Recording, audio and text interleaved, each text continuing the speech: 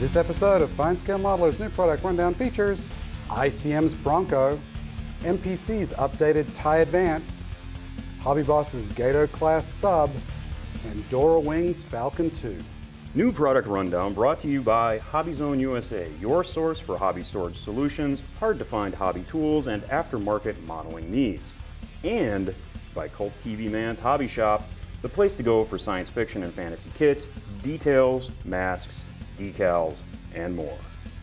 Welcome to FineScale Modeler's new product rundown, our monthly look at new models, modeling products, tools, you name it, we look at it. I'm Tim Kidwell. I'm Aaron Skinner. We start this episode with ICM's new 1/48 scale OV-10 Bronco. Now, ICM has released a number of Bronco kits. This one represents the OV-10D Plus, with extended nose for the turret-mounted infrared night vision system and other changes. At this point, the aircraft was operated almost exclusively by the U.S. Marine Corps, including designating targets for coalition aircraft during Desert Storm.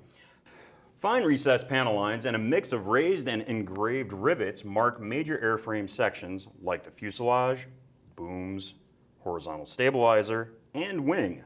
Control surfaces like the elevator, rudders, ailerons, and flaps are separate. In addition to detail molded inside the fuselage, the tandem cockpit features a floor, dividing bulkhead, a pair of ejection seats, controls, side consoles, and instrument panels with molded details, front shroud, and avionics. The door for the rear compartment is molded closed and no details are given. Detailed gear base contains sturdy multi-part landing gear legs, and the wheels have separate hubs.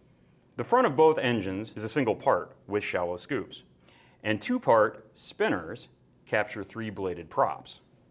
A bunch of antennas, the AN-ALQ-144 infrared jammer, and the chin-mounted flare ball finish the airframe.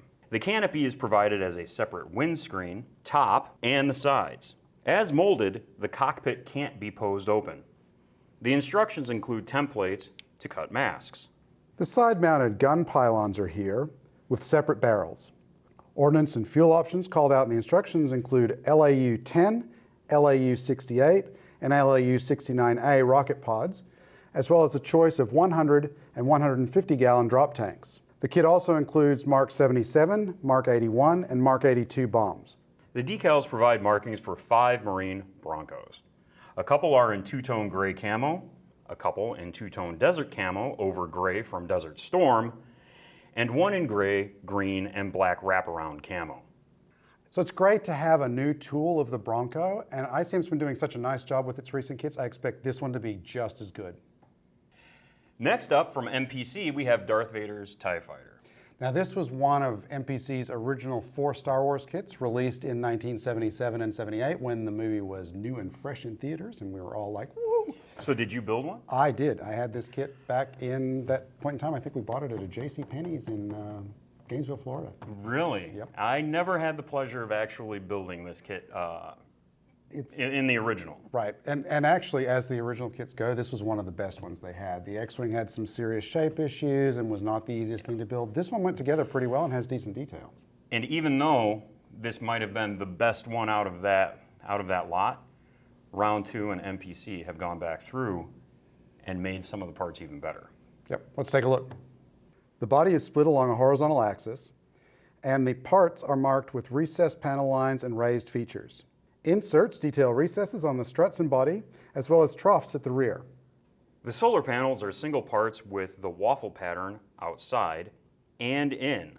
The center panels on the inside with the mounts are separate. The window framing, lower panel, and upper hatch finish the body. The last 2 parts are among the kit's redesigned parts, as are the parts that go on the outside of the solar panels. Inside, the cockpit has a floor, sides with molded equipment, rear, and the 2-part front wall with the controls. There's a simple seat, to which is added a redesigned Darth Vader figure, which is a vast improvement over the original kit. Unlike most other TIE Fighter kits, this one includes landing gear. But Round 2's typical dome stand with metal rod is here for an in-flight display. Clear parts provide the windshield, upper hatch viewports, and the blasters. So as we said, this was one of MPC's best early Star Wars kits, and the improvements that they've done just make it even better.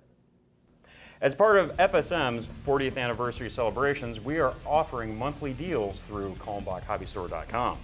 The first is our exclusive shark mouth face mask, inspired by artwork from the nose of an A-10. It is the perfect way for you to show your love of aviation, support FSM, and protect yourselves and others. Next, let's take a look at HobbyBoss's 1/350th scale USS Gato submarine. This is the lead ship in her class, the first mass-produced submarine in U.S. Navy World War II service. As you might expect, this all-new kit is relatively simple. The hull halves have recessed panel lines and limber holes. The deck is molded with the port half and features fine plank detail. The conning tower is a single part with a separate deck and periscopes. The deck gun and finely molded planes, rudder, shafts, and screws complete the vessel. A stand is provided, including a photo-etched metal nameplate. The small decal sheet and color diagram show the sub in its early war overall black camouflage. If you're looking for a simple kit of this important class of submarines, this looks like the perfect kit. It could also be a good starter kit. Finally, let's take a look at Dora Wings 1/48 scale Curtiss-Wright SNC-1.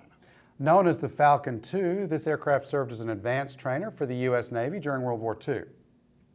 The aircraft was also exported to several countries, including the Netherlands, Ecuador, Peru, and Turkey. Typical of Dora Wings' recent releases, the smooth gray plastic parts show fine recessed panel lines with some raised fasteners.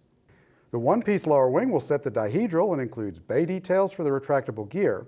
The ailerons, elevators, and rudder are separate.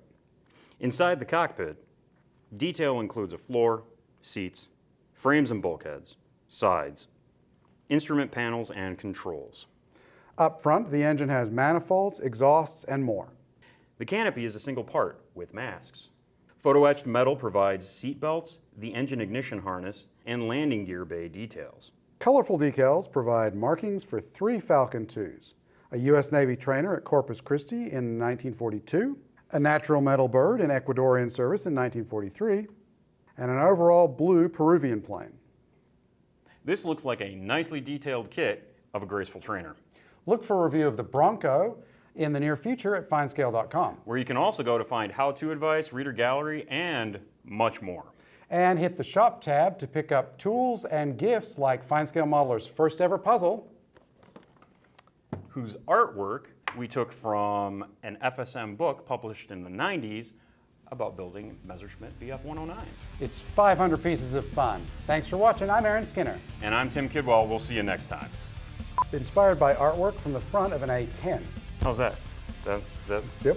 right there? Yep. I'm sure you guys are probably like, oh God, finally. Kidwell's covered his face. So next up, from MPC, we've got Darth Vader's TIE Fighter. Do you always slurp your whiskey that way? Yes, it aerates it. You learn everything right here. FSM.